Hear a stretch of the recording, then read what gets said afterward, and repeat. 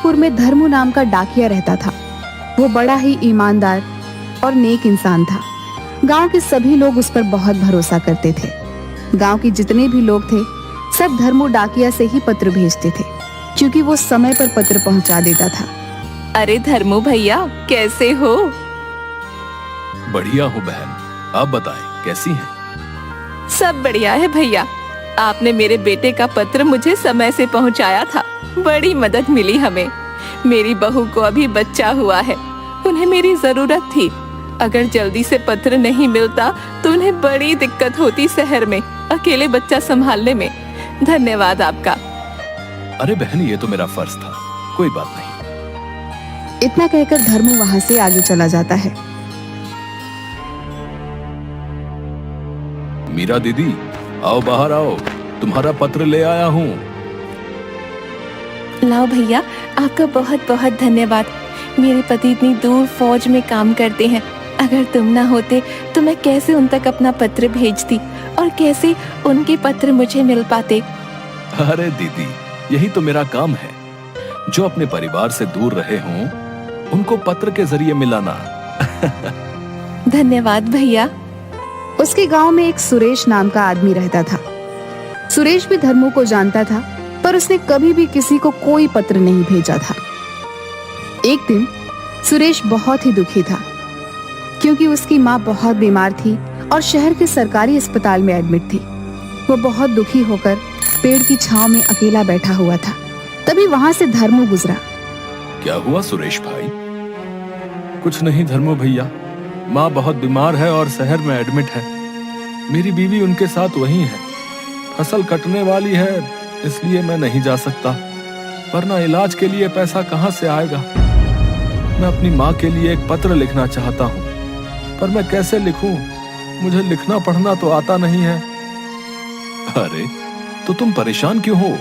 मैं हूं ना, मैं तुम्हारी मदद करता हूँ। रुको, मैं अभी वापस आता हूँ और तुम्हारा पत्र लिखवाता हूँ। इतना बोलकर धर्मू वहां से चला गया, क्योंकि उसे एक दो पत्र बहुत जल्दी में पहुंचाने थे। सुरेश वहीं पर बैठकर धर्मू डाकिया का इंतजार कर रहा था।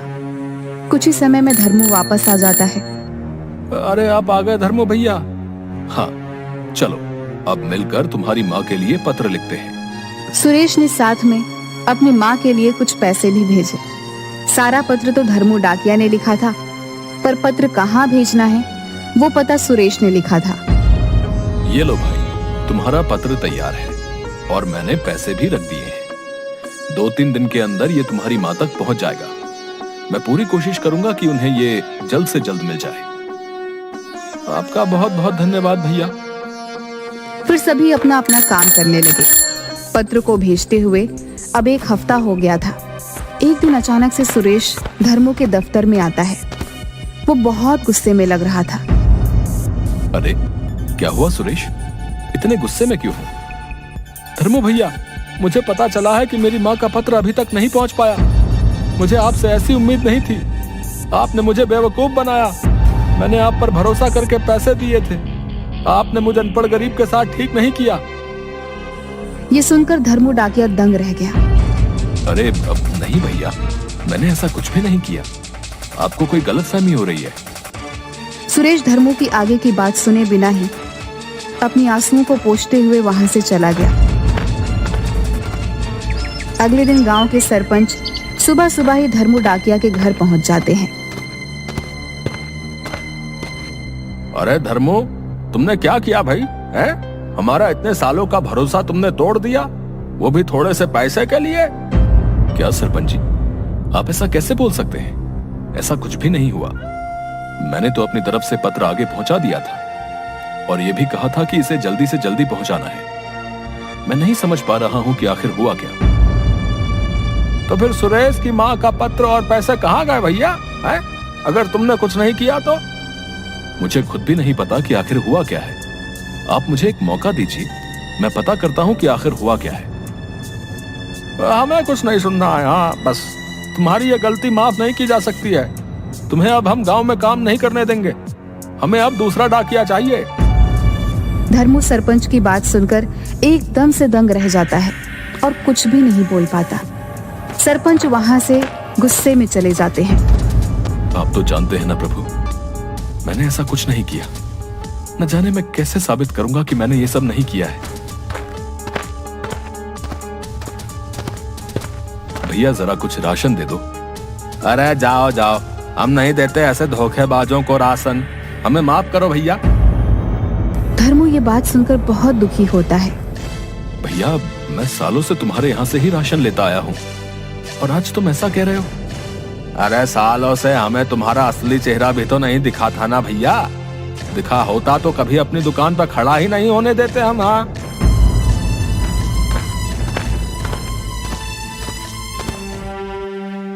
दुकान वाले ने तो कुछ भी राशन नहीं दिया। 2 दिन से काम पे भी नहीं गया हूँ। ऐसा चलता रहा तो भूखा ही मर जाऊंगा मैं। धर्मू बहुत घबरा जाता है। उसे कुछ भी नहीं समझ आता कि वो क्या करे। वो काफी देर तक सोचता रहता है कि ऐसा ना हो कि उसे गांव वाले जाने की धमकी दे दे। अपनी भूख शांत करने के लिए धर्मू पानी पीकर बिस्तर पर लेट जाता है। हे भगवान, ये क्या हो रहा है? अब मैं क्या करूं? दूसरी तरफ सुरेश अपने सारे काम छोड़कर बस अपनी माँ के पत्र के बारे में सोच रहा था। न जाने माँ कैसी होगी, मेरी बीवी सब कैसे संभाल रही होगी। हमारे पास सब पैसे भी खत्म हो गए हैं। अब मैं क्या करूं? अब अरे तुम परेशान क्यों हो रहे हो? हम तुम्हारी मदद कर रहे हैं ना। कुछ वक्त लग सकता है, पर हम तुम्हारा पत्र और पैसा ढूंढ निकालेंगे भाई। इसी तरह 2 दिन बीत गए। कोई उससे पहले की तरह बात नहीं करता था, मगर उसने अपने स्वाभिमान और सच्चाई के आगे हार नहीं मानी थी। वो हर रोज काम के लिए निकल रहा था। शीला बहन, लाओ, तुम्हें अपने बेटे को पत्र पहुंचाना होगा ना। नहीं बाबा, रहने दो। भगवान जाने पत्र पहुँचे कि नहीं। बहन, तुमने भी मुझे ऐसी खरी खोटी सुना दी। अब तुम किसी गरीब का पैसा ऐसे मार के बैठोगे तो हम तुम्हारी आरती थोड़ी ना उतारेंगे। धर्मू अब तक सब कुछ चुपचाप सह रहा था, मगर शीला की ये कड़वी बातें उसके दिल पर लग गई। ठीक है बहन, मेरी ही कुछ भूल रही होगी। चलता हूँ। हाँ हाँ, जाओ जाओ। तुम्हारे जैसे चोर चक्कों को यहाँ रोका भी किसने है? आए बड़े संत कहीं के। 2 दिन बीत गए और धर्मू डाकिया अपने घर से बाहर भी नहीं निकला। सरपंच हमेशा की तरह सुबह सुबह पंचायत में बैठे थे। तभी सुरेश भागा भागा वहां आता है। अरे सुरेश, ऐसे क्यों भाग रहे हो भाई? क्या बात हो गई? सरपंच जी, हमसे बड़ी भूल हो गई। अरे अरे, जरा सांस ले लो, फिर बताओ क्या हुआ। बहुत बड़ी भूल हो गई हमसे। धर्मू भैया बेकसूर हैं, उन्होंने कुछ नहीं किया। मुझे मेरा पत्र और पैसे दोनों मिल गए हैं। क्या? ये क्या बात कर रहे हो तुम? सरपंच के साथ साथ वहां मौजूद सभी गांव वाले ये सुनकर दंग रह जाते हैं। ठीक से बताओ, क्या हुआ? कहाँ से मिल गया पत्र और पैसा भाई? सरपंच जी, मुझसे बड़ी भूल हो गई। सारा पत्र तो धर्मू भैया ने लिखा था, मगर उस पर पता मैंने डाला था। मैं ठहरा अनपढ़ गवार, मैंने गलत सलत पता लिख दिया। डाकिया जब पत्र लेकर शहर गया तो वो पता नहीं मिला ही नहीं। 1 हफ्ता इसलिए लग गया क्योंकि धर्मू भैया ने उसे कहा था कि पत्र पहुंचाना बहुत जरूरी है, तो वो शहर में उस पते को खोजता रहा। इतना ही नहीं, धर्मू भैया ने अपने पास से कुछ पैसे भी दिए थे मेरा पत्र जल्दी पहुंचाने के लिए। अरे अब तब तो हमसे बड़ी भूल हो गई है भैया धर्मू को पहचानने में। वो दूसरा डाकिया जिससे धर्मू भैया ने पत्र भेजा था, वो आज ही मेरे पास आया और आके मुझे मेरा पत्र और पैसा लौटा के गया है। मैंने बड़ा पाप कर दिया सरपंच जी, धर्मू भैया पे शक करके। अरे तुम ही क्यों, हम सबसे भूल हुई है भैया। हमें चल के उससे माफी मांगनी चाहिए। फिर रमेश, सरपंच जी और गांव के कुछ लोग धर्मू के घर की तरफ चल पड़ते हैं। धर्मू, दरवाजा खोलो भाई। धर्मू भैया, मैं सुरेश, दरवाजा खोलिए, हमें आपसे बात करनी है। बहुत देर तक धर्मू का दरवाजा खटखटाने के बाद कोई भी बाहर नहीं आता। कहीं ऐसा तो नहीं कि धर्मू गांव छोड़ के कहीं चला गया भाई? अरे नहीं नहीं, दरवाजा अंदर से बंद है। तो कहीं ऐसा ना हो कि इतना सब सुनने के बाद उन्होंने कोई गलत कदम उठा लिया हो भाई? अरे भाई ये सब क्या बोले जा रहे हो हैं? शुभ शुभ बोलो। चलो ये दरवाजा तोड़ते हैं। गांव वाले मिलकर दरवाजा तोड़ देते हैं। अंदर की हालत देखकर सब दंग रह जाते हैं। घर में जरा सा भी उजाला नहीं था।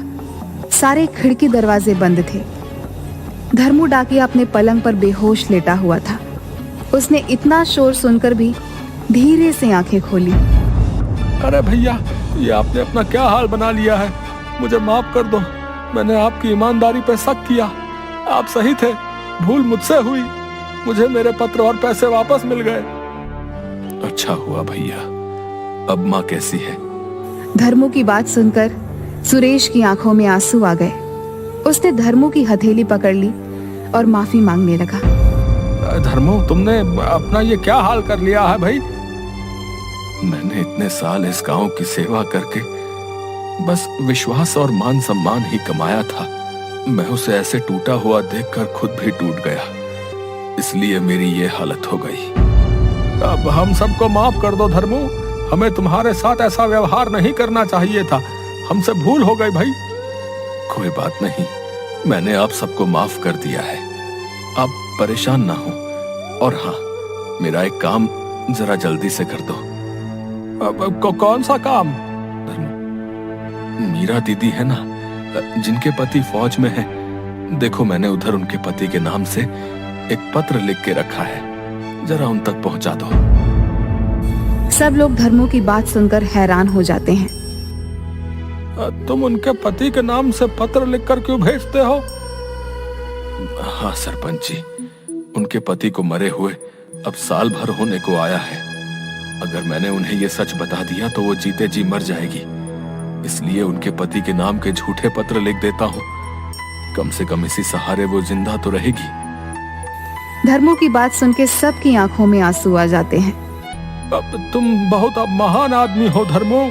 हम एक बार फिर से तुमसे माफी मांगते हैं। और हाँ, तुम भी अब अपनी सेहत सही कर लो भाई, क्योंकि कल से तुम्हें ही फिर से सब पत्र पहुंचाने हैं, क्योंकि तुम ही हमारे गांव के नंबर 1 डाकिया हो भाई। सरपंच की बात सुन धर्मू के चेहरे पर एक मुस्कान आ जाती है। जी जरूर। इसके बाद धर्मू पहले की तरह हर रोज खुशी खुशी गांव वालों की सेवा में लग जाता है।